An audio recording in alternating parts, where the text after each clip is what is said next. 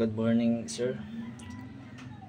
I choose the novel of the Through the Night by Stig Stirbucket.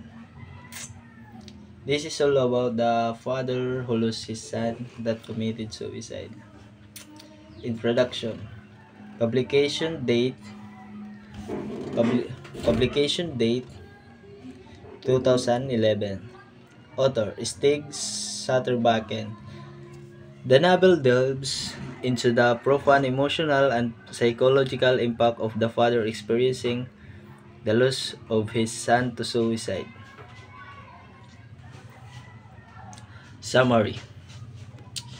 Dentist Carl Mayer, a middle-aged man who prompted by a suicide of the teenage son, Ollie Jacob, is forced to confront his past disgrace and contemplate his complicity in the death, all while enduring overwhelming feelings of grief. A dark and harrowing story drawing on elements from dreams, fairy tales, and horror stories, the visitors explore the mysterious depth of sorrow and love. Through the Night is Stigsterbaken at his best. Ang characters naman niya is sa nadidi ang bida nato na hi Carl na usa nga dentist tapos aditiya pangidaran adaham middle age. Tapos ang iya anak naman ni Oli Jacob is amin ni ang nag-suicide, kumbaga na-depresiya tungkol niya family. Na ni Eva, amin ni ang asawa ni Carl and ngano sa niya na kumbaga ano pito, mapagmahal na asawa nga malaga na nanay.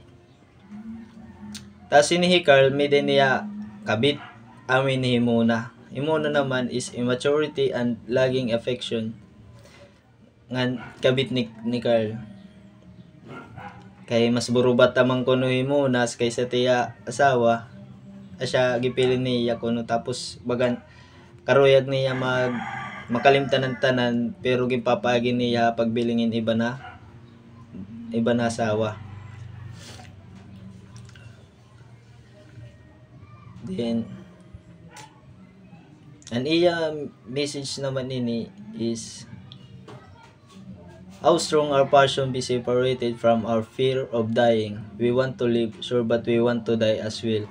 We want to be torn apart. We want to drown in the wonders of ecstasy. Kumbaga, paywati gini din ni bisan na nawadang kanan anak or kapamilya or imo pinakamahal na kinabuhi, dapat di kita nawawadanin pag-asa, mapadayon lagip kita tat kinabuhi tat mga hirimuon kay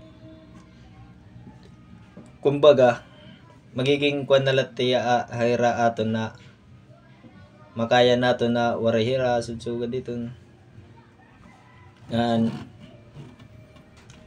tapos kasama na tiya.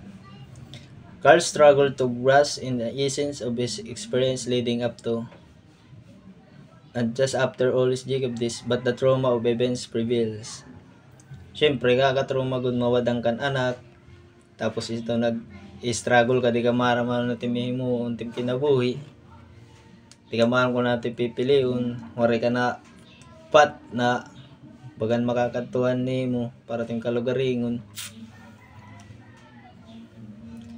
And quotes naman by Sederbaken, a man who loved the world deeply but who desperately wished it were different. And nothing I thought there's nothing here apart from pray. Ngayon pa man ni Sederbaken, ang lalaki na mahalit kalibutan, pero para iya, iba't pagmamahal ang kalibutan yan, iba't pagmamahal iting pamilya. Kaya kita na lang nataboy yan, nawadan na yan anak, pero yan ang nalilipog iya kay agi ito na mas karuyag, kumbaga karuyag niya makalimtanan an iya past Tapos ginpapagi niya pagbiling ini ba na bahay para new life ko o new wife ko no ba new life ko no. Pero ang katotohanan good di ka niya makakalimtan na niya pas. Tapos simo nagyap gagamit lang yang ko control kumbaga under ya kaduro kan muna. Tapos na kapag isip-isip ya kay kamadtuman iti yan usa ka lugar na gingkuan na yan niya sangkay na dito lay lana iya para mag-recovery ya, mag-move on. Tapos na-realize niya dito na sa'yo pa niya bubuhat. Tapos siya to na bumalik ya kan iya asawa. Then nag-move on nira and nag-move on nira and kumbaga nag-start to through a new life. Amulad to siya. Personal opinion is no? Na dapat pangalagaon nato ni taton karelasyon or pamilya diri kay bakay na nawaranaan usa aton is magigigbulag kita or magbibiling kita in iba para kalimtan latanan diri asya sir kay sigpa ya ko nag-experience gyud pagiton sugad kaya amnat ya. Thank you sir, that's all.